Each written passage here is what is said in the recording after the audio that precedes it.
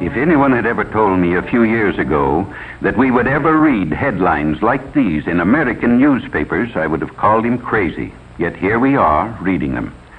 In the middle of the 20th century, in the United States of America, hundreds and hundreds of teenage boys and girls are becoming hopeless dope addicts every year. It's fantastic, it's unbelievable, and it's terrible, but it's true.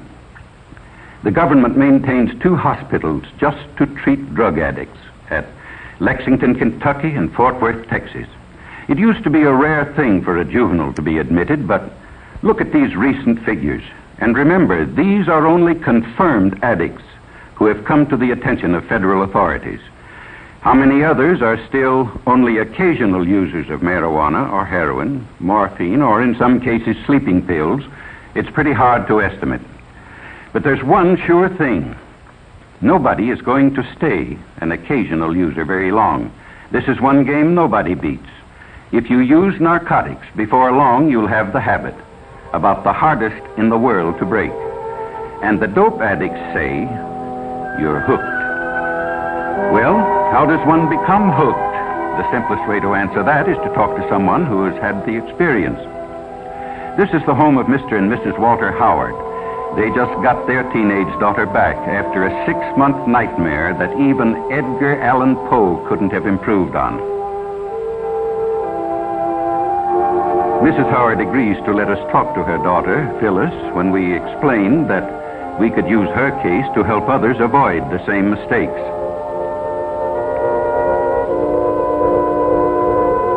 This is Phyllis as she looked 6 months ago, a senior in high school, pretty as a picture. Just recently, she was released from the narcotic ward of the county jail in the custody of her parents. It's hard to believe that this girl is the same as the one in the picture, but it doesn't take long for the drug habit to make anyone over.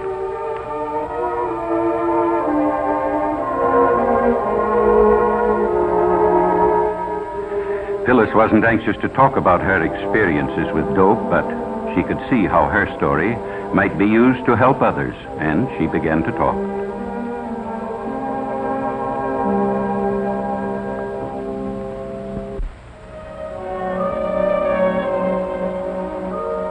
I guess I knew about reefers, that's marijuana, ever since junior high.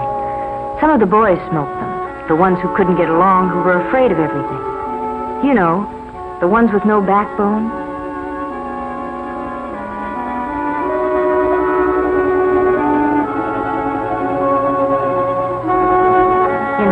My girlfriend Ann and I went around with Jim and Bob.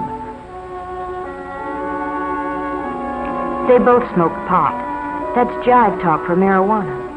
And after a while, Ann and I got so that we did too.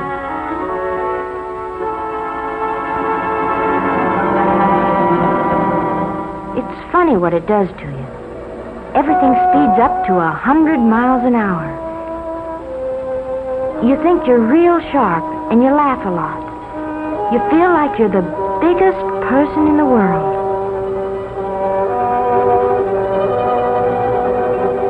But I didn't feel so good when I came home high that night. My dad knew something was wrong, but he didn't know what.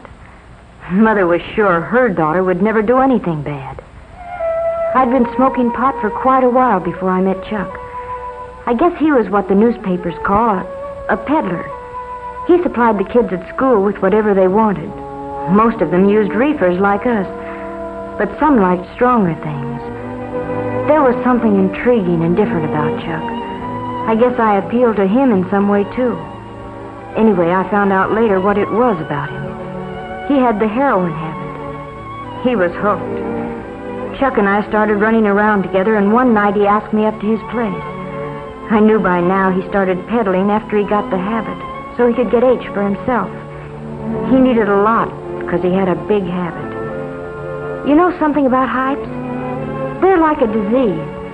They don't like to see anybody not using the stuff just because they do. Chuck finally talked me into using heroin. He said it would make him feel better. So I tried it. But I was going to be smart.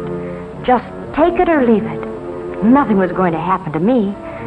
But before I knew it, I was hooked. Bad. I had a heroin habit as big as Chuck. I hadn't been home in weeks. Oh, Chuck and I were married, but it didn't matter very much. Nothing does. Not when you're on H. All you think about day and night is dope. How much you've got, where to get more, what you'll do if you can't get it. And then they'd got Chuck. They had to eventually, I knew that, but it didn't matter much. Nothing did except H. All of a sudden it hit me. If Chuck had seen the cops coming, he might have got rid of our supply.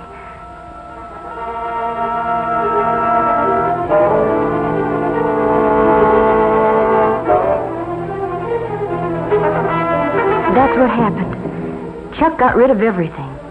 Probably in the garbage disposal. Oh, that's a favorite trick of Hype's when they're going to be arrested. But it left me in an awful spot. I needed a fix bad. So bad I didn't care whether I lived or died. And I didn't know whether I'd ever get another cap.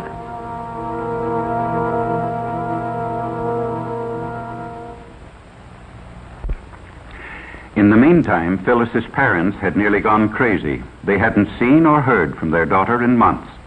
Mr. Howard checked every newspaper story that might by any remote chance have to do with Phyllis. But gradually their hopes died. They were almost convinced she was dead. But I wasn't dead. I tried once to kick off the habit, but I was too far gone. You know, the police say, find a heroin addict and you find a criminal, and that's just about it. If you're hooked bad, it costs about $30 a day for H. Boys get the money by stealing or swiping car parts, maybe by holdups. Girls take up street walking or do what I did, become peddlers themselves. When Chuck went to jail, I used his contacts and peddled dope myself. Sure, I knew it was wrong, but when you're hooked, you can't help yourself. They got me eventually, too, just like they did Chuck. And when I was arrested, I was almost glad. I told them I wanted help. I wanted to try and kick it off. It was horrible. 5 days, and I didn't care whether I lived or died. It feels like your skin is being torn right off you, and then you ache all over and get sick and you can't breathe. Your nose runs and you have a high fever, and then you pass out, but when you wake up, it starts all over again. 5 days. But I was lucky. I kicked it off, and I've never used dope since. Maybe what happened to me will keep it from happening to somebody else. Or I don't even want to talk about it. And all I hope is that someday I can forget it. Well, that's Phyllis's story. In the United States of America, 20th century. Unbelievable, isn't it, that such things can happen? Phyllis's case is typical. Most teenagers start off with marijuana. Then they decide to see if heroin has any kick. It does. Sometimes it only takes a few days to find out they can't leave it alone.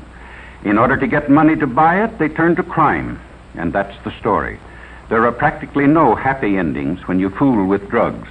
Doctors say restoring an addict to normal life is about the toughest thing in medicine. Well, what's the answer? Enforcement? Yes, that's one of them, certainly. In the Far East a few years back, they were lining up dope peddlers and shooting them in the back of the head. But it didn't stop addiction. It just made it harder for victims to get the stuff. No, the answer is a simple one. Just use your head. Leave narcotics absolutely alone. Remember what happened to Phyllis and others like her.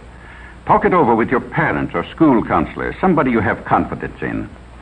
Some say the Reds are promoting dope traffic in the United States to undermine national morale.